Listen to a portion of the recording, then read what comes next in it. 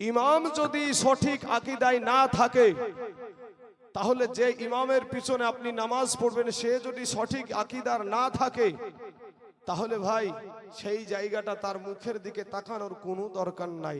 একটা হিন্দুকে নিয়ে এসে যদি আমরা ইমামের জায়গায় দাঁড়িয়ে দিই, আপনারা কি একটা দায়িত্ব বিহাজাল ইমাম বলবেন? বলবেন না বাবাজি। এখানে আমার বলার উদ্দেশ্য হলো এটা, আর যারা তোমরা বেদাত বেদাত করো, তোমার মোবাইল নিয়ে বেড়াচ্ছো, এটাও তোমার একটা বেদাত।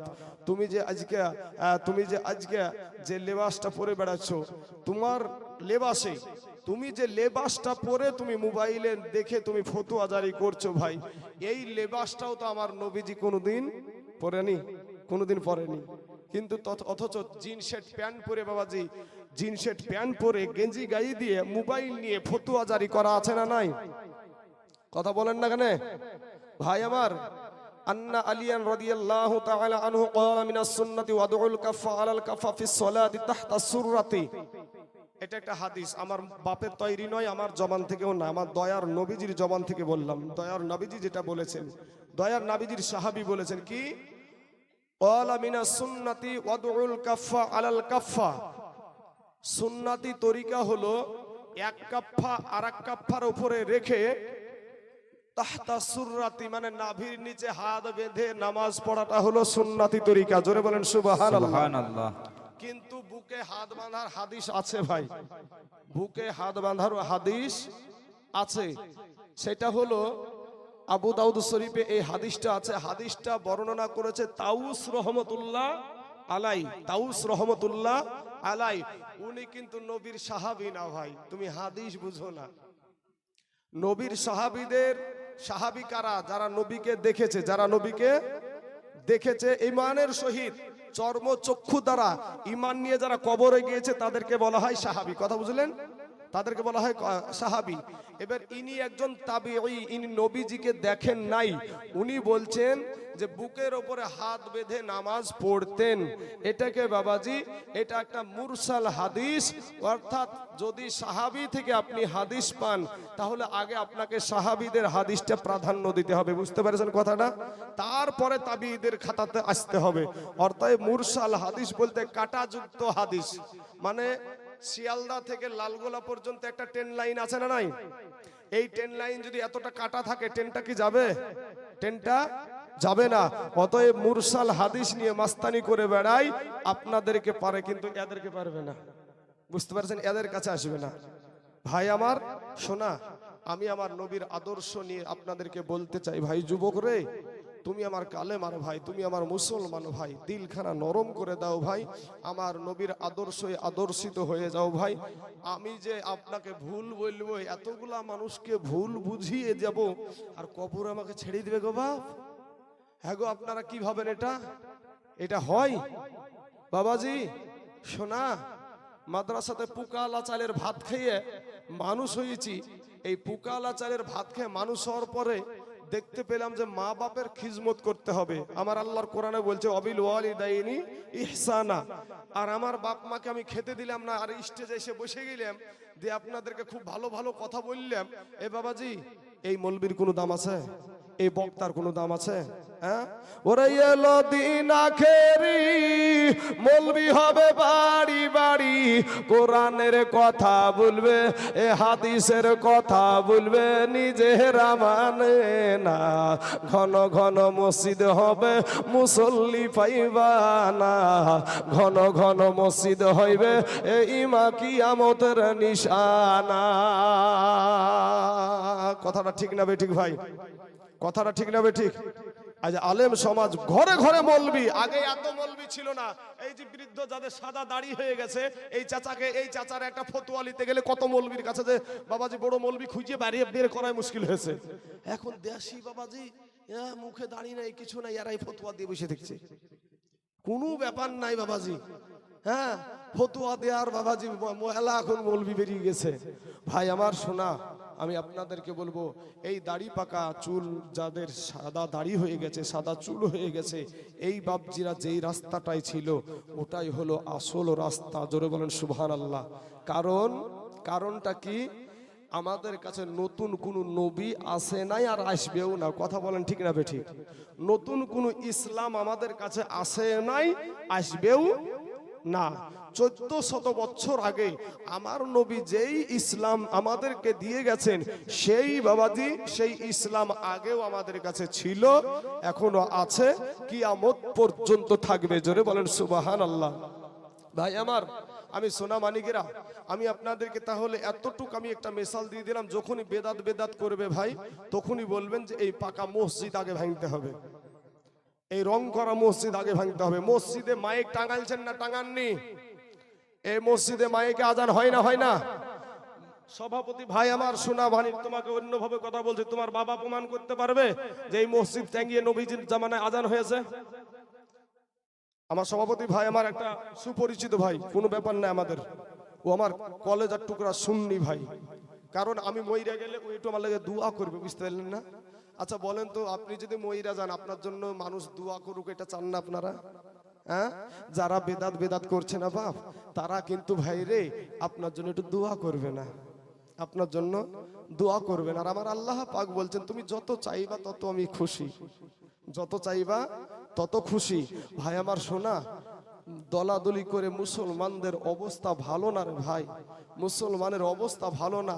তুমি একটা ভাই কালেমা পড়া মুসলমান, আজ ভাই রে আমি আমার পোশাকে যেই পোশাকটা পরেছি, আমার আদর্শতে ভুল আছে, আমি নিজে ঠিক না, আমি নিজের বিবেক দিয়ে চিন্তা করে দেখছি যে আমার জবান দ্বারা গুনহার কাজ হয়, আমার চোখ দ্বারা গুনহার কাজ হয়, আমার হাত দ্বারা গুনহার কাজ হয়, আমি নিজে ঠিক না বাবাজি। আগে নিজেকে সাইজ করি, মৌলবি তো আমি, মৌলবি নামে পরিচিত, তা আমাকে নিজেকে তো সাইজ করতে হবে, আমি ঠিক না বাবাজি। তারপরে যদি বাবাজি অন্যকে খুব একবারে আমি একসাথে বুলি চুরি গেলাম, আর বাবাজি মানুষের কাছ থেকে নাম কুড়িয়ে নিলাম, নাম কুড়িয়ে নিয়ে বাবাজি কিয়ামতের দিন কি করবে? ওই বক্তা যেমন কবরে যাবে আর বাঁশের লাঠি রেডি, বুঝতে পেরেছেন? ওই বক্তা যেমন কবরে যাবে বাঁশের লাঠি রেডি। মুসলমান ভাই আমার, আমার আদর্শতে ভুল আছে, আমার সভাপতি সাহেব ভাইয়ের আদর্শতে ভুল আছে, আমার মুরসালিম ভাই ইমাম সাহেবের আদর্শতে ভুল আছে, একজন মুফতি সাহেবের আদর্শতে ভুল থাকতে পারে, একজন শাইখুল হাদিসের আপনার আদর্শতে ভুল থাকতে পারে, কিন্তু মদিনার যিনি নবী, যেই নবী আপনারও নবী আমারও নবী, ওই নবীর আদর্শতে কোনো ভুল নাই। জোরে বলেন সুবহানাল্লাহ। আমেরিকার একজন শিক্ষিত ব্যক্তি, আমেরিকার একজন শিক্ষিত ব্যক্তি একটা কিতাব লিখেছে দা 100, একটা বিধর্মী, সে বাবাজি 100 মুনিশির জীবনী লিখতে গিয়ে উনি বলছেন যে আমি সবার জীবনে কলঙ্ক খুঁজে পেলাম, কিন্তু মদিনার নবীর জীবনে কোনো কলঙ্ক খুঁজে পাই নাই। জোরে বলেন সুবহানাল্লাহ। আর সেই নবীর দোষ ত্রুটি বের করা একটা মুসলমানের কাজ, এটা ভাবছেন? কি মনে করেন নিজেকে রক্তের বাহাদুরি কয়দিন রে ভাই? এই যে বাপজি আমার বাবাটা বসে আছে, আমার বাপ দক্ষী মানুষ, মানে আমার বাপেরও বাপের বয়সের মানুষ, এই মানুষটা ভাই আমার, এই মানুষটা আমাদের মতন যৌবন একদিন ছিল না গো চাচা? কি বলেন আপনারা? আমাদের চাইতে বেশি ছিল, কারণ মাল হচ্ছে মারিয়া খাওয়া মাল, কাউন খাওয়া মাল, শিয়ানজা খাওয়া মাল, বুটের ছাতু খাওয়া মাল। কি কথা ঠিক না বেঠিক? হ্যাঁ ভাই রে, ও যে বুঝা ওর মাথায় 3 জনা মিলি তুলি দিয়েছে, যে বুঝা আমি বাপ জন্ম, আমার বাপের ক্ষমতা নাই ওরকম বুঝা নিতে। আমাদের চাইতে যৌবন ওর বেশি ছিল। যত সাদা দাড়িওয়ালা ব্যক্তি এখানে বসে আছে, আমাদের চাইতে যৌবন ওদের বেশি ছিল। কথা বলেন ঠিক না বেঠিক? হ্যাঁ ভাই, তুমি যৌবনের বাহাদুরি দেখায়ও না, তোমার চাইতে বড় মস্তান ছিল ফেরাউন। কথা বলেন ঠিক না বেঠিক? তোমার চাইতে টাকাওয়ালা ব্যক্তি ছিল সাদ্দাদ। কথা বলেন, নিজে জান্নাত তৈরি করেছিল। কথা বলেন ঠিক না বেঠিক? নিজে জান্নাত তৈরি করেছিল আল্লাহর সাথে টেক্কা দিয়ে। জান্নাতের ভিতরে আমার আল্লাহ প্রবেশ করতে দেয়নি, জান্নাতের ভিতরে আমার আল্লাহ প্রবেশ করতে দেয় নাই। কবি বলছেন, কোটি টাকার মালিক দেখো এ অভাব হয় না দূর, আর গরিব ঘুমায় আরাম করে মনটা বাহাদুর। আমার এই শানগুলা আপনারা কিন্তু ব্যাখ্যা করবেন, শানগুলা ব্যাখ্যা করবেন। ভাই রে, আমি সব রকমের যে দিক দিয়ে চালাতে পারেন, মানে আমাকে বাবা যে মসজিদের একটু দেখভালের দিকেও রেখেছে, আমাকে যেদিক দিয়ে নাঙ্গল ধরতে বলবেন, আর নাঙ্গল ধরা বলতে আঁচল ধরা। এখনকার ছেলেমেয়ে বুঝবে না অতটা আঁচল কি জিনিস, তবে আমার বৃদ্ধ চাচারা যারা নাঙ্গল বহাইছে তারা বুঝবে আঁচল বেড়া কাকে বলে। হ্যাঁ, তাই না? আচল বেড়া কাকে বলে বুঝা, যে দিক দিয়ে আমাকে আচল ধরতে বলবেন আমি সেদিক দিয়ে চালাতে পারবো ইনশাল্লাহ। মেহনত করতে হয় বাবাজি, পড়াশোনা করতে হয়, পড়াশোনা করার দরকার আছে বাবাজি। কথাটা দেখেন কতটা, এই যে যে শানটা বলছে, কোটি টাকার মালিক দেখো অভাব হয় না দূর, গরিব ঘুমায় আরাম করে মনটা বাহাদুর। এই কথাটা এখন বলবেন আজ মৌলভী সাহেব কিরকম কথা বলে, যাদের টাকা বেশি আছে তাদের আবার টেনশন কিসে, যার যত টাকা আছে তার তত দুশ্মন আছে। কথা বলেন ঠিক না বেঠিক? আমি আপনাদের এখানে এসেছি ভাই নাম করা আল্লাহর রহমতে, আপনাদের দোয়াতে বাবাজি। এই পশ্চিম বাংলা শুধু না, ঝাড়খণ্ড বলেন আর বিহার বলেন বাবাজি, আর দার্জিলিং এর এপারে শিলিগুড়ি বলেন, আমি কিন্তু বাবাজি সব জেলাতে মোটামুটি এখন আল্লাহর রহমতে আপনাদের দোয়াতে যাতায়াত চলছে আমার বাবাজি। এটা আল্লাহর হাজার শুকরিয়া। আমার অত এলিমিয়াত নাই। ওই ছেলে যুবক, একে যদি এখন ধরে ভাই কি ব্যাপার, কি হলো, পেশাব চাপালছে তোমার? হ্যাঁ, এই বুড়িয়া মানুষের গাড়া ঢিল হয়নি এখন, আর তোমাদের ঢিলে হয়ে যাবে? হ্যাঁ ভাই রে, তুমি আমার মুসলমান ভাই, আঘাত দিতে চাই না ভাই তোমাকে। সোনামণি যুবক ভাই, তোদের পা দুখানা আগায় দে ভাই, বস না ভাই। আপনারা একটু আগে গিয়ে বসেন না, মানে এই দিকখানকে ফাঁকা রেখেছেন, উদিকখানে বা চৈত্র মাসের আইল দিয়েছেন কেন? হ্যাঁ, চৈত্র মাসে ধান লাগাইলে কি করে, আইলগুলা খুব শক্ত করে দেয়, মানে কি পানি যাতে অন্য ভিয়ে না চলে যায়। তো পিছনটাকে ওইরকম ভাবে আইটিয়ে রাখেন না ভাই, মানে পিছনটা ভাইগুলো একটু বসার সুযোগ করে দেন আপনারা। বাবাজি আমার সোনামানিকের, আমি সংক্ষিপ্ত আকারে আপনাদেরকে এইটার একটু ব্যাখ্যা করি যে কোটি টাকার মালিক দেখো অভাব হয় না দূর। আজ আপনি বেশি লাই বহরমপুরে যান, বহরমপুরে যায় দেখবেন বিবিও চাকরিজীবী, স্বামীও চাকরিজীবী। আপনাদেরকে যদি এখন জিজ্ঞাসা করি ভাই গো, আমরা তো বিবাহিত ছেলে, তো আমরা ভিনু করে দিয়েছে বাপ মায়ে, ভিনু হয়ে গেছে, বা আমরা নিজে থেকে ভিনু হয়ে গেছি। তো ভিনু যদি হয়ে যায়, আমাদের যে খাবারটা রান্না করা হয়েছে, তো যারা আমরা বিবাহিত, আমাদের এই বিবাহিত জীবনটাতে রান্না করে আমাদেরকে খাবারটা খাওয়াই কে গো ভাই? কে খাওয়াই? বিবিতে খাওয়াই না? বিবিতে রান্না করে না ভাই?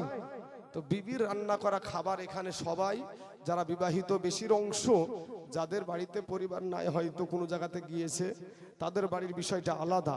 বেশির অংশ মানুষ আমরা বিবির হাতের রান্না করা খাবার খেয়ে এসেছি। কথা ঠিক না বেঠিক? কিন্তু ভাই ওই কোটি টাকার মালিক, ওর বউ চাকরিজীবী, ওর স্বামীও চাকরিজীবী, কিন্তু ওর কপালে ভাই তার বিবির হাতের রান্না করা খাবার জুটে। ভালো করে ব্যাখ্যা করবেন, ভালো করে বুঝবেন ভাই। আজকের পরে আর পাওয়া যাবে না। যদি আল্লাহ কোনোদিন আবার রুজিতে লেখে তাহলে হবে ইনশাল্লাহ, কিন্তু ভাই কাল চাইলে আর পাবেন না ভাই। তাহলে ওই কোটি টাকার মালিকের ও কপাল পোড়ার জীবনে ওর বোর হাতের রান্না করা খাবার খেতে পাই না। আর আপনারা আপনার বিবির হাতের রান্না করা, কষ্ট করে আপনার বিবি রান্না করেছে, হাতে ছেঁকা লেগেছে, তেল ছুটি সে পড়েছে, তেল ছুটি সে পড়েছে, ওই স্কুল উঠেছে, ওই রান্না করা কষ্ট করা খাবার আপনি খেয়ে এসেছেন। কপাল পোড়া আপনি না ও কি করে? ও তাহলে খাইলো কি? বাড়িতে আছে একটা চাকরানি। কথা বলেন ঠিক না ঠিক?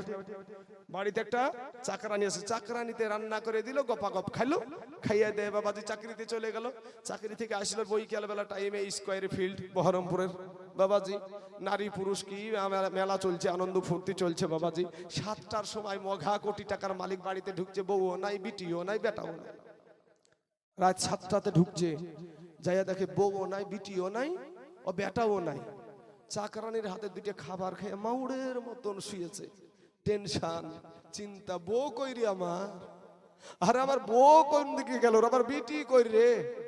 শাসন করার তাদের কোনোই নাই। কিন্তু আপনার মতন গরিব মানুষগুলা, এই খেটে খাওয়া, মেহনত করা, ঘাম ঝরানো মানুষগুলা সন্ধ্যা 6টাতে যদি বাড়িতে যায়, আমাদের বউ থাকে না? থাকে না ভাই? হ্যাঁ, সন্ধ্যা 6টাতে, সন্ধ্যা 7টাতে, সন্ধ্যা 8টাতে যখনই যায় তখনই আমাদের বিবি আমাদের বাড়িতে, আমাদের বিটিও আমাদের বাড়িতে। আমরা সারা দিন মান খেটে 300 টাকা ইনকাম হয়েছে বাবা। এই 300 টাকায় স্বামীটা চাল ডাল কিনে নিয়ে এসে বিবির হাতে রান্না করা খাবার খালো রাত 8টার সময়, বিটি বিটির ঘরে, বেটা বেটার ঘরে। এবার আপনার বিবিকে নিয়ে আপনি এই 300 টাকা ইনকাম করে নো টেনশনের, ও বলছে আমার বউ কই রে, ও শালা ঘুম আসে না, আমার চোখে ঘুম না, আমার বউ কার সাথে আড্ডা মারে রে। কিন্তু আপনি গরিব মানুষ, খেটে খাওয়া মানুষ, আপনি ভাই 300 টাকা ইনকাম করেছেন, গায়ের ঘাম ঝরে শরীরটা ক্লান্ত হয়ে গেছে, বিবিকে বিছানায় জড়িয়ে ধরিয়ে বাবাজি আরাম করিয়ে নো টেনশনের ঘুম, এমন ঘুম দেয় বাবাজি শরীরটা ক্লান্ত হওয়ার কারণে। লাকে একটা ডাক হয় না, লাকে নাক ডাকে না? ওরে ভাই লাকের এমন ডাক দেয় কোনো চিন্তা নাই তো, টেনশন নাই তো, লাকের ডাকে জানে ট্রাক্টরের হর্ন পর্যন্ত ফেলে যায়, নো টেনশনের ঘুম। তাই কবি বলছেন কোটি টাকার মালিক দেখো এই অভাব হয় না দূর, আর গরিব ঘুমায় আরাম করে মনটা বাহাদুর। ফেরাউনের লাশটা দেখো, ফেরাউনের লাশটা দেখো, মিশর জাদু ঘরে খাই না মাটি পোকা মাছি সবাই ঘৃণা করে। হৃদয় থাকিতে যার, হৃদয় থাকিতে যার ভাইরে নম্রতা সদা, এ রহমত আসিবে সে থা প্রভুর ওয়াদা। বড়র বড়াই থাকলে দিলে, এ বড়র বড়াই থাকলে দিলে এ রহমত আসবে না, আর নিজেকে নিজে ছোট মনে করিও সদা। উঁচু জমিন থেকে পানি, উঁচু জমিন থেকে পানি এ নিচু জমিনে যায়, তেমনি কইরা খোদার রহমত আছে এই নম্রতা হৃদয়। ভোগ বিলাসের বাড়ি গাড়ি, এ ভোগ বিলাসের বাড়ি গাড়ি এ পড়ে রবে সব, থাকতে সময় স্মরণ করো আল্লাহ আমার রব। বাবা গো, ওরে আমার নওজোয়ান তরুণ যুবক ভাইয়েরা, ও আমার কালেমার ভাইয়েরা রে, আমি তোদের দুশ্মন না রে ভাই। আমি কতবার বললাম তোমার পা দুখানা আগায়া দাও ভাই, তোমার পায়ে হাত দিয়া বলি ভাই জি একটা প্যান্ডেল করেছে আমার কমিটির ভাইয়েরা, এইখানকার মুসল্লিরা, এই গ্রামবাসীরা তোমাদের জন্য এটা প্যান্ডেল করেছে, কেন ভাই বসতে চাও না তোমরা? এই যুবকেরা একটু বসলে কোনো ক্ষতি আছে ভাই? যারা দাঁড়িয়ে আছো ভাই তাদেরকে বলছি বসো না ভাই। মনে হয় যে তোমার কাছে মনে হয় 500 টাকা জোর করে লিলিবে প্যাকেট থেকে, হ্যাঁ? আর বাবাজি আর একটা কথা আপনাদেরকে বলি যে একটা জিনিস মনে রাখবেন, আমার মমিনুল ভাই শেষ বেলায় একটা কথা বলে গেল কি, যে সমস্ত নবীরা বলবেন লাস্তু লাহা, ইহার জন্য আমি না, আর আমাদের নবী বলবে কি আনা লাহা, ইহার জন্যই আমি। জোরে বলেন সুবহানাল্লাহ। মানে কি, অন্য নবীরা সাফায়াত আল্লাহর কাছে কেউ প্রথমে করতে চাইবে না, পারবে না তা না, করতে চাইবে না, ইহার জন্য আমি না, আর আমাদের নবী বলবে আমি হইলাম এর জন্য প্রথম উপযুক্ত। জোরে বলেন সুবহানাল্লাহ। ভাই কবরে যখন যাবেন আপনাদেরকে সব সময় শোনাই 3টে প্রশ্ন হবে, শোনাই না মৌলবীরা? 3টে প্রশ্ন হবে। আমি আরেকটা হাদিস পেয়েছি, একটা প্রশ্ন হবে। সহি বুখারীতে আর সহি মুসলিমে একটার কথা বলা হয়েছে, আরো হাদিসে পাওয়া গেছে 3টের কথা বলা হয়েছে। তাহলে এটাকেও মানি ওটাকেও মানি। মা কুনতা তাকুলু ফি হাদার হাকুর রাজুল, আপনাদের সভাপতি বলছে ওই বললো বা লাস্ট এখানে ওই পড়েছে, লাস্ট এখান ওরও মুখস্থ আছে হাদিসটা। ওই হাদিসে বলা হয়েছে সশরীরে আপনার কবরে আপনার নবী আসবে। জোরে বলেন সুবহানাল্লাহ। আপনার কবরে ভাই, ও যুবকেরা, আপনার কবরে ভাই আমি যাব না রে ভাই, আপনার ইমাম সাহেব ভাই যাবে না, আমার সভাপতি ভাই আপনার কবরে যাবে না, আপনার মা আপনার কবরে যাবে না, আপনার বিবি আপনার কবরে যাবে না, আপনার সন্তান আপনার কবরে যাবে না, কিন্তু মদিনার নবী আপনার কবরে হাজির হবে। জোরে চিল্লায়া বলেন সুবহানাল্লাহ। বাবাজি আমার সোনা মানিকেরা, আল্লাহ পাক বলছেন কোরআনে বলছেন আলাম তারা কাইফা ফাআলা রাব্বুকা বিআসহাবিল ফিল। এটার আপনি বাংলা দেখেন, বাংলা তরজমাতে দেখেন, ওখানে লেখা আছে, যে তরজমাতে লেখা আছে আপনি কি দেখেননি, কাকে বলছে? নবীকে। আল্লাহ বলছে নবীকে যে আপনি কি দেখেননি যে আমি হস্তি বাহিনীর সাথে কি ব্যবহার করেছি? মানে আবরাহা বাদশা কাবা শরীফ ধ্বংস করতে গিয়েছিল, শুনেছেন আপনারা? আবাবিল পাখির দ্বারা ঠুটে একটা পাথর, 2 পায়ে 2টো পাথর, এই পাথর দ্বারা কি করেছে? ওই হস্তি বাহিনীকে আল্লাহ ধ্বংস করে দিয়েছে। তো আমার নবীকে আল্লাহ বলছে আলাম তারা, আপনি কি দেখেননি, আপনি কি নজর করেননি যে হস্তি বাহিনীর সাথে আমি কি ব্যবহার করেছি? তখন আমার নবী আপনার নবী ভাই মায়ের গর্ভে। জোরে বলেন সুবহানাল্লাহ। কোথায় কোথায় কোথায় নবী কোথায়? মায়া আমেনার গর্ভে। কেউ বলছে 45 দিন পরে দুনিয়াতে এসেছে, ওই কাবা শরীফ যে ভাঙতে গিয়েছিল ওই যুদ্ধের পরেই, মানে ওই ধ্বংস হওয়ার পরে। কেউ বলছে 45 দিন, কেউ বলছে 50 দিন, কেউ বলছে 55 দিন, এই দিন পরে দুনিয়াতে নবী এসেছে। তো আল্লাহ বলছে আপনি কি দেখেননি? এখন আপনাদেরকে আমি বলি বাপ, আমি যখন এই ন্যাংড়া পায়ে মমতা ব্যানার্জির মতন বাবা যে একবার ন্যাংড়া পায়ে খেলেছিল না, হ্যাঁ, তো আমি এই ন্যাংরা পায়ে যে ঘোরাতে ঘোরাতে ঘোরাতে উঠলাম, আপনারা যারা হাজির ছিলেন তারা দেখেছেন না দেখেননি? দেখেছেন? হাজির ছিলেন বলি তো দেখেছেন না? যারা পাপড় পাপড় খেয়ে বেড়াচ্ছে তারা দেখেছে? এখানে যারা হাজির ছিল তারা দেখেছে। কথা বলেন ঠিক না ঠিক? তাহলে আমার আল্লাহ বলছে আপনি কি দেখেননি? আপনাদেরকে যেমন আমি প্রশ্ন করছি, আপনারা কি দেখেননি? আপনারা বলছেন হ্যাঁ দেখেছি। তাহলে আপনারা হাজির আছেন বলি দেখেছেন, হাজির আছেন বলি দেখেছেন। হাজির না থাকলে দেখতে পেতেন না। তা আমার নবীজি মায়ের পেটে, তখন আমার আল্লাহ বলছে আপনি কি দেখেননি যে হস্তি বাহিনীকে কিভাবে সাইজ করেছি? তাহলে বোঝা যায় আমার নবীজি মায়ের পেট থেকে ওই হাতির বাহিনীর সমস্ত ঘটনা আপনার নবী আমার নবী দেখেছে। জোরে বলেন সুবহানাল্লাহ। চলেন আরেকটা কোরআনের আয়াত পড়ি বাপ। আমরা বলে কোরআনের আয়াত পড়ি না, শুধু গান গাই, কতলবি কবর দিয়ে ফেলবো কোরআনের আয়াত দিয়ে হাদিস দিয়ে। কিন্তু বাবাজি আমার বাবাজি ডিপার্টমেন্টটা আলাদা। মসজিদের দিকে নজর রাখতে হবে, সুরের দিকে যেতে হবে, বুঝতে পেরেছেন? ওই দিকে যাব। তার একটা আয়াত পড়ি বাপ। আলাম তারা কাইফা ফাআলা রাব্বুকা বিআদ। আমার ভাইজান বসে আছে, জিজ্ঞাসা করেন ভাই বাবাজি, আলাম তারা আপনি কি নজর করেননি? আপনি কি দেখেননি? যেটাই হোক না কেন, যেটাই হোক না কেন, নজর করাও যা দেখাও তাই। আপনি কি দেখেননি ওই আদ জাতিকে আমি কিভাবে ধ্বংস করেছিলাম? আমার নবী তখন মায়ের পেটেও না, তখন রুহের জগতে আমার নবী। বাবাজি ওইখান থেকে হাজার হাজার বছর আগেকার ঘটনা, নবীজি দুনিয়াতে আসার আগের অনেক বছর আগের ঘটনা। সেই ঘটনাকে আমার আল্লাহ বলছে আপনি কি দেখেননি? তাহলে বোঝা যায় যে আমার আল্লাহর দেওয়া শক্তিতে আমার নবী গোটা দুনিয়াটাকে দেখতে পারে। জোরে বলেন সুবহানাল্লাহ। আরেকটা হাদিস পড়ি বাবাজি, আরেকটা হাদিস পড়ি। আমরা নাকি হাদিস পড়ি না। আবু নুয়াইম ইসফাহানি রহমতুল্লাহ আলাইহির হিলিয়াতুল আউলিয়া কিতাবের ৫ম খণ্ডের ১৬ পৃষ্ঠার মধ্যে হাদিসখানা আছে। জোরে বলেন একবার সুবহানাল্লাহ। এই হাদিসখানার মতন এইরকম অদরফা লিয়া দুনিয়া ফাআনা আনজুর ইলাইহা ওয়া ইলা মা হুয়া কাইনুন ফিহা ইলা ইয়াউমিল কিয়ামাতি কাআন্নামা আনজুরু ইলা কাফা হাজি। আমার নবীজি ওয়াজ করছে, আমার নবী আপনার নবী বায়ান করছে কি যে সারা দুনিয়াটাকে আল্লাহ পাক, নবীজি বলছেন যে সারা দুনিয়াটাকে আল্লাহ পাক আমার সম্মুখে তুলে ধরে রেখেছেন। ফলে ইহা আমি দেখতেছি। কতদিন দেখবে? নবীজি দুনিয়াতে থাকাকালীন না দুনিয়া থেকে পর্দা করার পরেও দেখবে? ও ব্রাদার ইসলাম, ওই হাদিসের শেষ অংশে বলছেন ইলা ইয়াউমিল কিয়ামাতি কাআন্নামা আনজুরু ইলা কাফা হাজি। কিয়ামত পর্যন্ত যা কিছু হবে সব কিছুই আমার নবী আপনার নবী তার হাতের তালুর মতো দেখতেই থাকবে। জোরে বলেন সুবহানাল্লাহ। এটা কি বলা হয়? হাজির ও নাজির। বুঝতে পারলেন? এটা কি বলা হয়? হাজির ও নাজির। কোরআন থেকে প্রমাণ, কোরআনের বাইরে যেতে পারবো ভাই?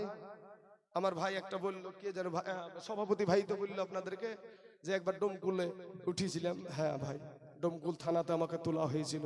তো ডোমকুল থানাতেও বাবাজি তখন আমার এই এত কিতাব নিয়ে পড়াশোনা করতাম না আমি। এখন যতটা কিতাবে মানে মনোযোগ আছে, কারণ 5 জায়গায় যাচ্ছি, 5 রকমের কথা আমাদেরকে তুলে ধরতে হয়। তো বাবাজি শোনা, সেখানেও বাবাজি ফুলের মালা দিয়ে সুন্নিরা এসেছে। আমি সেদিন বাবাজি তারা ছিল 6 জন মুফতি আর আমরা ছিলাম 2 জন। এই 2 জনে এসডিপিও বলেন, আর 4 থানার যে এসডিপিও ওই ডোমকুল থানাতে 4 থানার যিনি এসডিপিও তিনি ছিলেন, বিডিও অফিসাররা, বড় বড় অফিসাররা তিনারাও ছিলেন। সেখানেও আমার নাবির শানকে বাবাজি, নাবির শান ওপরে আল্লাহ উঠাইছে। ভাই আপনি আমি কে না মানে? আল্লাহ যাকে সম্মান দিবে আপনি নামাতে পারবেন গো চাচা? ক্ষমতা আছে? আরে বাবা আমার নবীকে আমার আল্লাহ বলছে ওয়া ইন্নাকা লাআলা খুলুকিন আযীম। আমার আল্লাহ নবীকে বলছেন আখলাকুন নবী, যার ভিতরে কোনো ভুল নাই, যার ভিতরে কোনো ভুল নাই। ওই নবীর আদর্শে আদর্শিত হয়ে যান, আপনার সম্মান আল্লাহ বাড়ায়া দিবে। জোরে বলেন ঠিক না বে ঠিক? আমার নবীর আদর্শতে বাবাজি আমার যে পোশাক আছে, আমার এই পোশাক পরিধানে আমার নবীর আদর্শ আছে। আপনি বাথরুমে যাবেন, আপনার নবীর আদর্শ আছে। আপনি আপনার মা বাবার সাথে কেমন ব্যবহার করবেন, তাতে নবীজির আদর্শ আছে। আপনি দেশের মেম্বার হয়ে কেমন করে দেশ পরিচালনা করবেন, তাতে নবীজির আদর্শ আছে। আপনি দেশের মুরব্বীদের সাথে কেমন ব্যবহার করবেন, তাতে নবীজির আদর্শ আছে। আপনি মুরব্বী হয়ে ছেলেদের সঙ্গে কেমন ব্যবহার করবেন, এতিমদের সাথে কেমন ব্যবহার করবেন, তাতে নবীজির আদর্শ আছে। এই মুসলমান বাবাজির আমার ভাই জানেরা, সন্তান তার মা বাবার সাথে কেমন ব্যবহার করবে, তাতে নবীজির আদর্শ আছে। মা বাবা তার সন্তানদেরকে কেমন শিক্ষা দিবে, তাতে নবীজির আদর্শ আছে। এমনকি বাবাজি মাথার চুল কাটাতেও নবীর আদর্শ আছে। জোরে বলেন সুবহানাল্লাহ। সুন্নাতি চুল কাটা আছে বাবাজি। ভাই ও যুবকেরা, কোন নায়ক কেমন চুল কেটেছে সেই চুল তুমি কাটো ভাই, তুমি মুসলমানের ছেলে। কোন নায়ক কেমন চুল কেটেছে, এখানে তো মা বোনেরা পাশে বোধহয় আছে নাকি? আচ্ছা, এই যে যার মানে এই মাল রাখা আছে, মানে পাশে একটা পর্দা দেওয়া আছে, বুঝতে পারছি। তো কোন নায়িকা কোন নায়িকা কেমন পোশাক পরে ওইটার দিকে আমাদের মা বোনদের নজর। পাখি জামা আছে না ভাই? যুবকেরা কথা বলতে হবে, যুবক। পাখি জামা, কিরণমালা আছে না নাই? হ্যাঁ, যত রকমের সিরিয়াল আসছে বাবাজি, সিরিয়াল দেখছে আর নামগুলা দেখছে, আর ওইটার উপরই ওদের চাহিদা। ইসলামের যে সৌন্দর্যর একটা আপনার পোশাক আছে সেটা পরতে রাজি না, ইসলামের পোশাক পরতে রাজি না। মাথার চুল কাটতে গেছে আপনার সন্তান, আমার ঘরের সন্তান, আপনার ঘরের সন্তান, মাথার চুল কাটতে গিয়ে ওই নাপিতওয়ালাকে যে বলছে, নাপিত ভাই, ও নাপিত ভাই, আমাকে বান্দর কাট দেন, নাহলে হনুমান কাট দেন। মাথার ভিতরে ভাই টিকটিকিও বানায়, এখন দেখবেন মাথার ভিতরে টিকটিকিও বানায়। মিথ্যে বলছেন কি চাচা? হ্যাঁ, আল্লাহর দেওয়া রং পছন্দ হয় না, দেখবেন কুত্তার লেজের মতন রং করে রাস্তায় ঢং করে ঘুরে, নিজেকে বলে মডার্ন। আমি মডার্ন? তোর মডার্ন বাড়ি করবে, তুই কবরে যা। আচ্ছা বলেন তো ভাই, আপনাদেরকে বলি, চাচা ও বাবজি, আপনি আমার বাপ দক্ষী মানুষ, আপনার পেটের সন্তান, আমি একটা কথা আপনাকে জিজ্ঞাসা করব, আপনি জানেন উত্তরটা, এখানে সবাই জানে। তা আপনাকে বলছি বাপ, এই যে আপনার সম্মুখে যে ছেলেটা বসে আছে, এর বয়স কত হবে মোটামুটি? 8 বছর বা 9 বছর, তাই তো? এই বয়সের ছেলে, এই দেশের গরুস্থান ময়দানের এই বয়সের ছেলে, এই বয়সের ছেলে বা এর চাইতে নিচু বয়সের ছেলে এই দেশের গরুস্থান ময়দানে আছে না নাই? এই দেশের মানুষ উত্তর দিচ্ছেন না কেন গো? আছে। আমাদের মতন যুবক, যত তরুণ যুবক ভাই এখানে আছে, এই যুবকদের বয়সের আপনাদের গরুস্থান ময়দানে শুয়ে আছে না নাই? এই যে আমার এখানে বৃদ্ধ বাবজিটা বসেছিল, পাশাপাশি যারা সাদা দাড়িওয়ালা মানুষ এখানে বসে আছে, 50 বছর, 60 বছর, 70 বছর বয়সের মানুষ আপনাদের গরুস্থানের ময়দানে আছে না নাই? আসার সিরিয়াল আছে ভাই, যাওয়ার কোনো সিরিয়াল নাই। তুমি ওই বান্দর কাঠ ছাড় ভাই, হনুমান কাঠ ছাড়, নবীর আদর্শই আদর্শিত হও, নবীর আদর্শই আদর্শিত হও। বাবাজি আমার সোনা মানিকেরা, ওগো আমার যুবক ভাই জানেন, আমার পর্দার আড়ালের মা খালা গো, এই দুনিয়াটা কিছুই না রে মুমিন,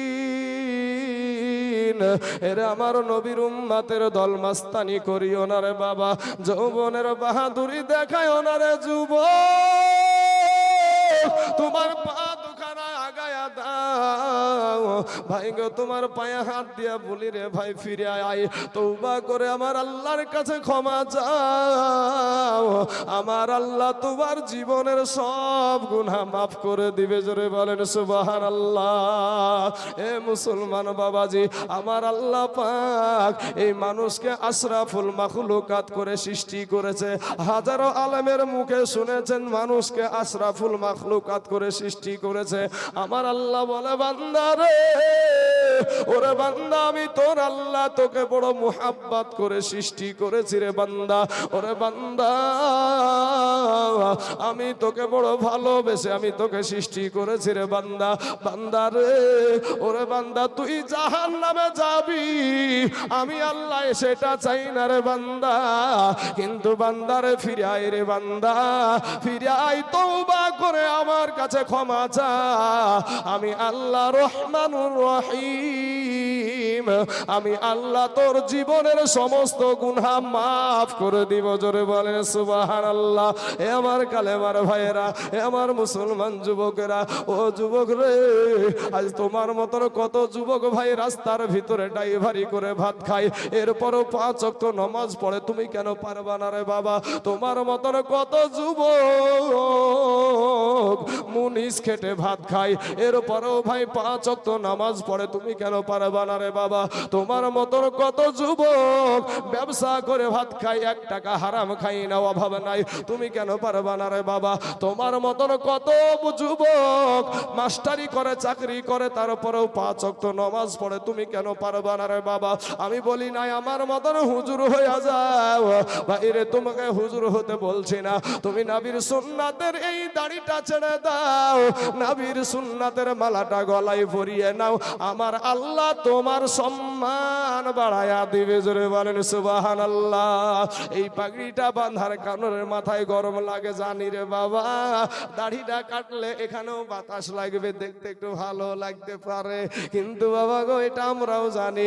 কিন্তু ভাই হাজার রকম বলার পরে, গালি দেওয়ার পরে আমরা দাড়িতে বিলেট মারি নাই, পাগড়ি ফেলে দিই নাই, টুপি ফেলে দিই নাই। কারণটা কি? আজকে যদি এই দেশের মানুষ যদি বলে কোটি টাকা দিয়েও যদি বলে দাড়িতে বিলেট মারতে মারতে আমরা রাজি না, আর আপনার পায়ে ধরে বলার পরেও দাড়ি রাখতে আপনি রাজি না, কারণ আমরা কেন দাড়িতে বিলেট মারবো না? এটা হলো বাবা তাকওয়া, আর তাকওয়া মানি হলো আল্লাহর ভয়। যুবক রে, যুবকেরা, গুনাহ নিয়ে কবরে যায় না রে যুবক, অনুরোধ করে বলি রে ভাই, কবরে গুনাহ নিয়ে যাস না রে ভাই। একটা মিনিটের আযাব সহ্য করতে পারবি না রে বাবা, একটা মিনিটের, একটা সেকেন্ডের আযাব সহ্য করা সম্ভব হবে না বাবা। 500 বছরের রাস্তা, জাহান্নামের আগুন দূরে থাকতে আপনার আমার দেহের মাংসগুলা, গোস্তগুলা খসে খসে জমিনে পড়ে যাবে। এরে আমার কালেমার ভাই, এই দুনিয়াটা কিছুই না রে মুমিন। আমার আল্লাহ বলে, বান্দা রে, তুই মনে করছিস আমার চাইতে তোর মা জননী তোকে বেশি ভালোবাসে? ওরে বান্দা, তুই মনে করছিস আমার চাইতে তোর বিবি তোকে বেশি ভালোবাসে? ওরে বান্দা, তুই মনে করছিস আমার চাইতে তোর সন্তান তোকে বেশি ভালোবাসে? না রে বান্দা, না,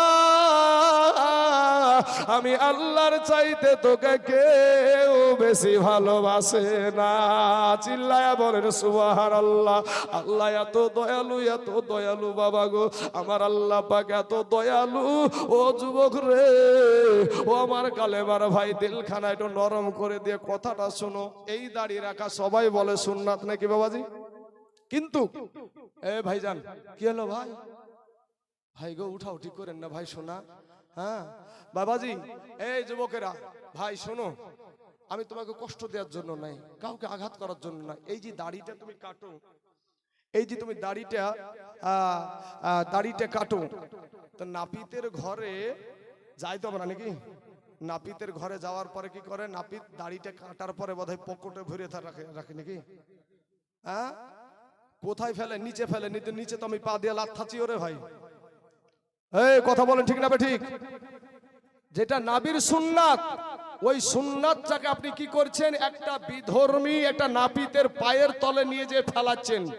ও খোঁজলো সারা দিন মান, যতক্ষণ দোকান চললো, আপনার ওই নাবির সুন্নাতের ওই দাড়িটাকে সারা দিন মান পা দিয়া লাথালো। কথা বলেন ঠিক না ঠিক? লাথানোর পরে আবার কি করে? ওইটাকে গুছিয়ে নিয়ে গিয়ে সবচাইতে নোংরা জায়গায়, নর্দমাতে নিয়ে গিয়ে ওই দাড়িটাকে ফেলায়া দেয় না? দেয় না? নাওয়ার ঘরের ভিতরে ক্যারি দিয়ে ভরি থাকে নাকি সব? হ্যাঁ ভাই শোনা, আমার যুবক ছেলে, তোমার আল্লাহ বিবেক দিয়েছে, ওই বিবেকের আদালত দিয়ে একটু চিন্তা করে দেখো ভাই। শোনা, তোমাদের মতন যুবকেরা, তোমাদের মতন তরুণ যুবক, এই যুবক, আমি একটা ছোট্ট একটা ঘটনা মনে পড়ে গেল বাবা। এই ঘটনাটা বলি যুবকদেরকে কেন্দ্র করে। 13 বছর কেবল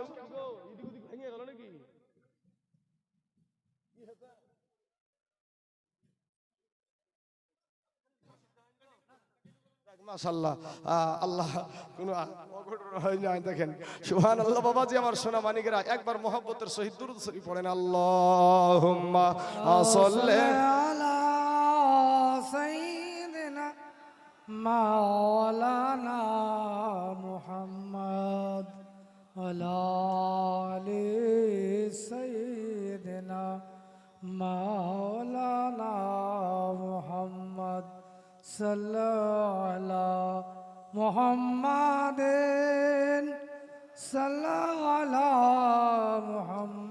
সাল্লাল্লাহু আলাইহি ওয়াসাল্লাম। বাবা গো, এমন একটা ঘটনা আপনাদের সম্মুখ আমি তুলে ধরতে যাচ্ছি বাবা গো, এমন একটা জীবনী তুলে ধরতে চাইছি। ভাইরে, জীবনটা একটু তোমার বিবেকটাকে একটু নরম করে দাও।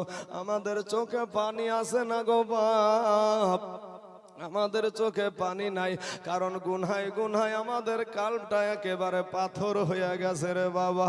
সোনামানি এমন একটা যুদ্ধ বাবা হয়েছিল, ওই বাবা রে, ওই বদরের যুদ্ধটাতে আমার নবী যখন ডাক দিলেন, তোমাদের মতন কিছু যুবক ছেলে খেলাধুলা করছে, আওয়াজটা বাইরে চলে গেল, কিন্তু বাবা হঠাৎ আপনার কি করলো, আপনার ছেলে দুটা খেলাটা বন্ধ করে দিল। আজ মসজিদে আজান হয়, কিন্তু যুবক ভাই তুমি গেমের ভিতর, মোবাইলের ভিতরে কাকে যে মারে জানি না রে বাবা, মার মার মার মার করে মোবাইলের ভিতরে, মোবাইলের ভিতরে যে কাকে মারে আমরা জানি না, মোবাইলের ভিতরে মার মার করে না গো, মার মার মার মার মার মার মার মার করে, হ্যাঁ, কিন্তু মোবাইলের ভিতরে যে কাকে মারে জানি না রে বাবা। মসজিদে আজান হয়, কিন্তু বাবা ওই আজানের দিকে তাদের কোনো কান থাকে না, মাতৃ ব্যস্ত থাকে বাবাজি। সোনামানি গো, কিন্তু দুইটা ছেলে বাবা একেবারে বাবা সাবাল লোক হবে এরকম জায়গা, 13 বছরের বয়সের ছেলে, একটার নাম হলো মুআজ আর একটার নাম হলো মুআব্বাজ। এই দুনো ভাই খেলাটা থামিয়ে দিয়ে একটা দৌড় দিয়া বাবা চলে গেলেন। যাওয়ার পরে বাবা গো নিজের মায়ের কাছে যে বলছে, মা মা গো বিদায় দাও গো মা, বিদায় দাও, জন্মের মতো বিদায় দাও গো মা। মা ডাক দিয়া বলে, বেটা রে, কেন রে বেটা, কি হয়েছে? বলে, মা গো মক্কা থেকে আসা আমাদের মেহমান, আমাদের নবী, ওই নবীজি যুদ্ধের ডাক দিয়েছে গো মা, আমরা বাড়িতে বসে থাকতে রাজি না, ওই নবীর জন্য আমরা জীবন দিতে যাব। মা গো আমাদের বাবা যদি দুনিয়ায় থাকতো গো মা, আমাদের বাবা আমার নবীর পক্ষে দাঁড়াতো, কারণ আমার নবীজির মা ছিল না বাবা, আমার নবীজির আব্বা জান ছিল না রে বাবা। ওই কাফের বেদিনের আমার দয়ার নবীকে যে কত কষ্ট দিয়েছে, সেই নবীর আদর্শ আমাদের ভিতরে নাই। আমার নূর নবীর সাথে যুদ্ধে যাবে দুইটা ছেলে বাবা, বাবারে সবার লোক এখনো হয় নাই বাবা। এমতো অবস্থায় মাকে বলছে, মা মা গো, ও গো মা, জন্মের মতন চেহারা খানা দেখে নাও গো মা, আর মনে হয় ফিরা হবে না। মায়ে ডাক দিয়ে বলে, বেটা রে, আমার স্বামী দুনিয়ার জমিনে নাই, তোরা আমার নাড়ি ছিড়া ধন কলেজার টুকরা, আমার দেখভাল করারও কেউ নাই রে বেটা। তবে শোন, ওই যুদ্ধের ময়দানটা তো খুব ভালো ময়দান না রে বাবা, কারণ ওই যুদ্ধের ময়দানটা হলো কাফায় কল্লা দিতে হবে, আর নাইলে কল্লা নিয়ে আসতে হবে। ওরে বেটা রে, তোমরা তো ছোট ছোট বাচ্চা, তোমরা তো ছোট ছোট ছেলে, তোমরা কি করতে পারো? বলে, মা গো আমাদের নবীকে যখন নিশানা করে কাফেরেরা তীর মারবে, আমাদের নবীকে নিশানা করে যখন কাফেরেরা বল্লম মারবে, ওই নবীর পক্ষে আমরা দাঁড়িয়ে যাব, নবীর সামনে দাঁড়িয়ে যাব, আমাদের বুকখানা পেতে দেব, এরপরেও নূর নবীর শরীরে আঘাত লাগতে দিব না। জোরে বলেন সুবহানাল্লাহ। আজ আপনার ঈমান কেমন আপনি আপনার বিবেককে জিজ্ঞাসা করেন। প্রত্যেকটা মানুষের বিবেকের আদালত আছে গো বাবুজি। আমার আল্লাহ প্রত্যেকটা মানুষকে বিবেক দিয়েছে বাবা, কারো আমি কষ্ট দিয়া কাউকে গালি দিয়া কথা বলবো না বাবা। আমার দয়ার নবীর জন্য বাবাজি পাগল পারা হয়ে আছি। যদি আল্লাহ কোনদিন কপালে লেখে গো আমার নবীর রওজার কাছে যদি একটা বার যেতে পারি, সব সাদ আল্লাহ আমার আল্লাহ পূরণ করেছে। কিন্তু আমার মনের বাসনা একটা, আমার ওই এতিম নবী যিনি মদিনার জমিনে শুয়া আপনাদের জন্য আমাদের জন্য এখনো কাঁদে গো বাবা, এখনো কাঁদে, এখনো আপনার জন্য আমার নবী আল্লাহর কাছে ক্ষমা চাই। জোরে বলেন সুবহানাল্লাহ। এ বাবাজিরা, দুই সন্তান ডাক দিয়া বলে, মা জানি যুদ্ধের ময়দানটা বড় কঠিন ময়দান গো মা, এটা জানি, কিন্তু তারপরও যেতে চাই। কারণ হলো শুনলাম আমার নবীর সবচাইতে বড় দুশমন আবু জেহেল নাকি আসছে। ও গো মা, ও নাকি আমার নবীকে খুব কষ্ট দিয়েছে। ওই আবু জেহেলকে আজকে জিন্দা রাখবো না। জোরে বলেন সুবহানাল্লাহ। ও যুবকেরা, তোমরা আজ কেমন যুবক, তারা কেমন যুবক রে ভাই? তোমরা মোবাইল নিয়ে ব্যস্ত, এই গজবের মোবাইলের ভিতরে কাকে মারো ঠিক নাই রে বাবা। কিন্তু মুসলমান যুবক রে, মুআজ আর মুআব্বাস দুই ভাই বাবাজি মা জননীর কাছ থেকে বিদায় চাইছে। মা বলছে, বেটা, ওরে বেটা, তোরা ফিরে আসবি এই আশাতে বিদায় দিলাম না। তোরা যায়া যুদ্ধে শহীদ হবি, আর আমি কিয়ামতের দিনে আমি শহীদের মা হইয়া উঠব রে বেটা। জোরে বলেন সুবহানাল্লাহ। হে মুসলমান বাবাজিরা, একটা দৌড় দিয়া বাবা চলে গেলেন। কাতার হয়ে গেছে, লাইন হয়ে গেছে। নবী আমার একজন একজন একজন করে বাবাজি লাইনে পাঠাচ্ছেন, কে যাবে কে যাবে না, কে যাবে কে যাওয়ার প্রযোজ্য। কিন্তু এই দুই ভাই বাবা ছোট ছোট মানুষ, এরা দুই ভাই এই বুড়া আঙ্গুলের ওপরে বাবা ভর করে উঁচা হয়ে দাঁড়িয়েছে, কারণ তাদেরকে তাহলে একটু উঁচা দেখাবে। এই করতে করতে যখন ওই দুই সন্তানের কাছে আপনার নবী এসে হাজির হয়ে গেছে রে বাবা, এমন সময় নবীকে নবী ডাকে দিয়ে বলে, বাবা তোমরা কেন এই কাতারে, তোমরা কেন এই লাইনে? এই লাইনটা তো অন্য কোনো লাইন না রে বাবা, এটা হলো যুদ্ধের লাইন। এটা ভালো, তোমরা কিভাবে দাঁড়িয়েছো? বলে, ইয়া রাসূলুল্লাহ, ইয়া হাবিবাল্লাহ, নবী গো, ওগো নবীজি, আমরা জানি এটা যুদ্ধের লাইন গো নবী, আমরা জানি। তবে নবী গো, জানার পরও এসেছি। বলে, তোমরা তো ছোট মানুষ, কি করে যুদ্ধ করবা? তোমরা তো তরবারি ভালো মতন চালাতে পারবা না।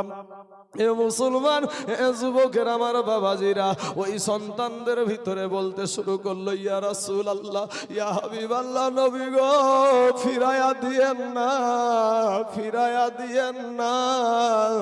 আমরা আমাদের মা জননীর কাছ থেকে শেষ বিদায় নিয়ে এসেছি গো নবী। নবী তারপরেও বাবাজি একজনকে অর্ডার দিলেন, ছোট ভাইটাকে অর্ডার দিল না। তখন ছোট ভাইটা ডাক দিয়ে বলছেন, ইয়া রাসূলুল্লাহ, ইয়া হাবিবাল্লাহ, নবী গো, ও গো নবীজি, আমার ভাই বুয়া সে বড় হতে পারে, কিন্তু শক্তিতে আমার সাথে পারবে না। জোরে বলেন সুবহানাল্লাহ। এ বাবাজি, আমার নবী, আপনার নবী, লম্বা ঘটনা বাবা, আমি সংক্ষিপ্ত করার চেষ্টা করছি বাবা গো। আমার নবী সাহাবাদেরকে ডাক দিয়ে বলে, সাহাবারা রে, তোমরা একটা প্রতিযোগিতা দেখে নাও, যুদ্ধ আগে করো, আগে দেখে নাও। আমার নবী তো তাদের মনের কথা জানে। জোরে বলেন সুবহানাল্লাহ। আমার নবী সাহাবাদের সামনে দুই ভাইকে বাবা আপনার সব কুস্তাত লড়ালড়িতে লাগিয়ে দিলেন, কুস্তিতে লাগায়া দিলেন। এমন সময়তে বড় ভাইয়ের ঘাড়খানা গলাখানা ধরে বলে, বড় ভাই গো,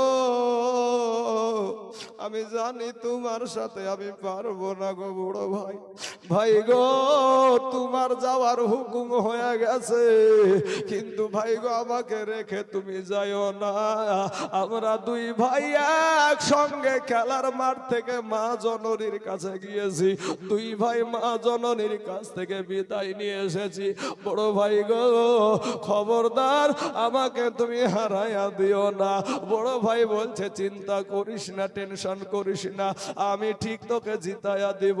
এবার লড়াইয়ে কুস্তিতে বাবা আপনার নিচে বড় ভাইটাকে ফেলে দিয়া বুকের উপরে বসে বলছে, ইয়া রাসূলুল্লাহ, দেখেন আমি জিতে গেছি।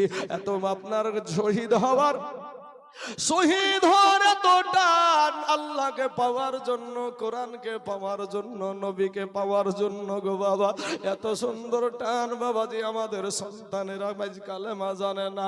আপনার সন্তান বিবাহ দিয়েছে, ফরজ গোসল করা জানে না রে বাবা। স্বয়ং তো সন্তানের বাবা হয়ে গেল, এরপরেও ফরজ গোসল জানো না রে যুবক ভাইয়েরা। তারপরেও তুমি এই সমাজে আসতে রাজি না, এই মজলিসে আসতে রাজি না, পাপড় খেয়ে বেড়াও। ওরে যুবক, আমার নবী দুই ভাই কি বাবা অর্ডার করে দিল। যখন অর্ডার করে দিয়েছে বাবা দুই ভাইকে, দুই ভাই যুদ্ধের ময়দানে চলে গেল। আপনার দুই ভাই যুদ্ধের ময়দানে যাচ্ছে, এমন তো অবস্থায় ওই যুদ্ধটা এত কঠিন যুদ্ধ ছিল বাপ। ওই যুদ্ধটাই সন্তান যদি হয়েছে কাফের, বাপ হলো মুমিন, আর বাপ যদি হয় মুমিন, সন্তান হয়েছে কাফের। এরে বাবা রে, সন্তানের বিরুদ্ধে তরবারি ধরেছে বাপে, বাপের বিরুদ্ধে তরবারি ধরেছে সন্তান। কিন্তু মুসলমানদের অত বাবাজি, মুসলমানদের অত আপনার অস্ত্র শস্ত্র ছিল না রে বাবা। কিন্তু এই সজ্জিত অস্ত্র নিয়ে আবু জেহেল বাবা নেত্রী দিচ্ছিল ওই যুদ্ধে, বদরের যুদ্ধে বাবা। এমন সময়তে আমার আল্লাহর গোলাম এই দুই সন্তান একটা সাহাবীর পাশে দাঁড়িয়ে আছে, দুই পাশে। এবার এই সাহাবীটা আব্দুল্লাহ ইবনে আপনার একটা সাহাবীর নামটা আমি ইয়াদটা আসছে না বাবা গো। ওই সাহাবীটা মনে মনে চিন্তা করছে যে আমার পাশে যদি একটা শক্তিশালী যদি একটা আল্লাহর নবীর সাহাবী দাঁড়াতো তাহলে আমার ভালো হতো। কিন্তু বাবা এর মাঝি ওই ছোট্ট বাচ্চাদের ভিতরে একজন বলে উঠলো, চাচা গো, ও গো চাচা, এখানে আবু জেহেলটাকে। তখন বলছে আবু জেহেলকে দিয়ে তোমরা কি করবা? বলছে আমরা এটাই করব, শুনেছি আমার নবী কি মক্কার জমিনে খুব কষ্ট দিয়েছে, ওই আবু জেহেলকে দুনিয়া থেকে আমরা দোনো ভাই বিদায় করে দিব। জোরে বলেন সুবহানাল্লাহ।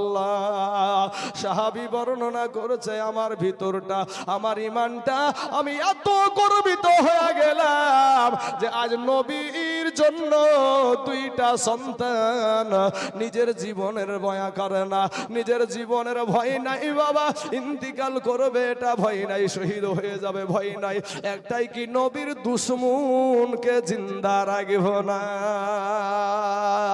বাবা গো।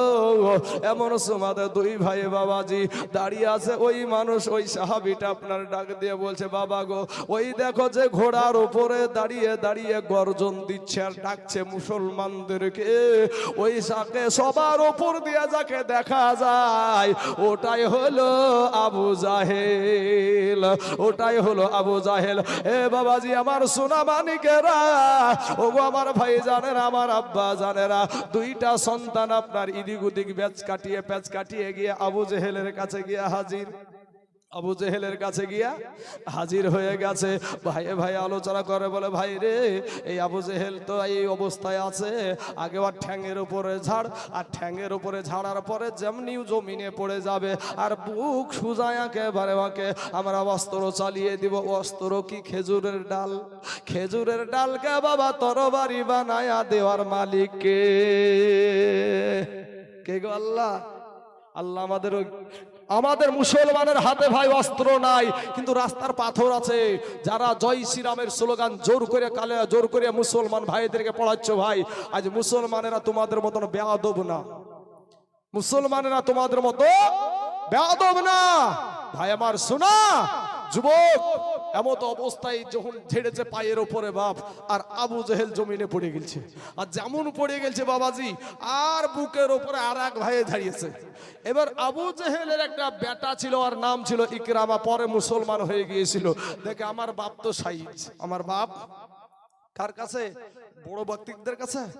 ছোট ছোট বাচ্চাদের কাছে ওরাই বাবারে একটা ছুট দিয়েছে, ওই ভাইটা একটা ভাইয়ের হাতে বাবা এমন ভাবে আপনার আঘাত করে দিল গো, হাতখানা কেটে গেছে, চামড়াটা লেগে আছে, হাতখানা আপনার লড়ছে, কত অসুবিধা হয়। বড় ভাইটা করলো কি, ওই হাতখানাকে একটা পায়ের তলে দিয়া এমন জোরে টান দিয়েছে বাপ, একেবারে চামড়া পর্যন্ত ছিঁড়ে চলে গেছে। দোনো ভাই বাবা শহীদ হয়ে গিয়েছিল রে বাপ। সোনামানি আমার নবীকে পাওয়ার জন্য, আমার দয়ার নবীকে পাওয়ার জন্য, নবীকে খুশি করার জন্য, আল্লাহকে খুশি করার জন্য এই দুইটা ভাই বাবা নাবালক অবস্থায় বাবা শহীদ হয়ে গেল। আজকে আমার এই দেশের টিহিপাড়ার মুসলমানেরা গো, আমি আপনাদেরকে দেহ থেকে আপনাদের প্রাণ পাখি চাইবো না রে ভাই, আপনাদের হাত তো আমি চাইবো না, আপনাদের আমি পা চাইবো না। আজকে আপনাদেরকে বলবো বাপ, এই মসজিদটা হলো মুসলমানদের বাবাজি ইবাদত খানা, মুসলমানদের ইবাদত খানা। আজকে বলবো রে বাবা, কোন আল্লাহর বান্দা আছেন গো বাবা, কোন আল্লাহর গোলাম আছেন এই জায়গাতে?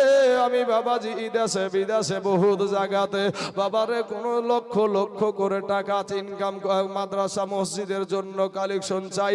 আজকে আমি 50,000ও বলবো না, আপনাদেরকে 30,000 বলবো না, আজকে আমি 20,000ও বলবো না। আমি শুধুমাত্র বাবা একটা আল্লাহর গোলামকে এই জায়গায় দেখতে চাই, আমার নবীর আশিককে দেখতে চাই। বেশি না রে বাবা, একজন ব্যক্তি। আল্লাহ কাকে কবুল করবে আমি জানি না, আল্লাহ যদি কবুল না করে তাহলে কিন্তু সে ব্যক্তি দিতে পারবে না। কোটি টাকার মালিকও হতে পারে, এরপরেও বাবা সে দিতে পারবে না। আমি একটা মানুষ, একটা আল্লাহর বান্দাকে থাকবো ভাই,